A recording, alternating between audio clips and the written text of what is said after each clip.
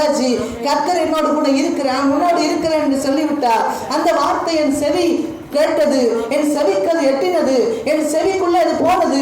ஆகையினால இது ஒன்றும் என்னை அசைக்க முடியாது என்ற ஒரு உறுதியோடு கூட அவர் பேசுறார். கர்த்தராகி ஆண்டவர் என் செவியை திறந்தார், என் காதை திறந்தார். ஆகையினால இங்க வரக்கூடிய சத்தங்களும், வரக்கூடிய போராட்டங்களும், இங்க வரக்கூடிய சண்டைகளும், பிரச்சனைகளும், அவமானங்களும், இதெல்லாம் நடுவுல கர்த்தருடைய வார்த்தை முன்பாகவே என் செவிக்குள்ளாக போய்விட்டது.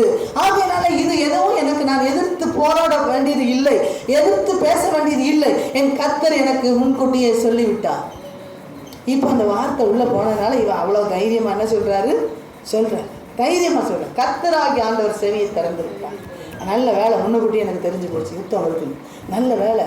அங்கே வர முன்னாடி எனக்கு சிக்னல் வந்துச்சு, இன்னைக்கு கரண்ட் போயிடும்னு கவர்மெண்ட்டு அறிவிப்பு கொடுக்கலையா, இன்னைக்கு கரண்ட் கட்டு.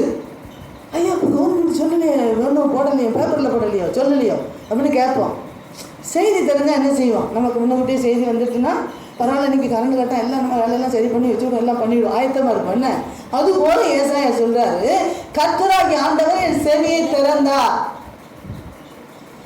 அப்போ முன்னுக்கூட்டியே அவருக்கு என்ன வந்துட்டு செய்தி வந்துட்டு, என்ன செய்தி வந்திருக்கு, பாதுகாப்பா நீ என்ன செய்ய, நான் கூட இருக்கேன், சாமரு பார்த்துக்கலாம், வரட்டும், கவனமா பேசட்டும், அடியா அடிக்கட்டும், துன்பமா எடுத்து வரட்டும், வந்து பார், சோதனையா வா வந்து பார்.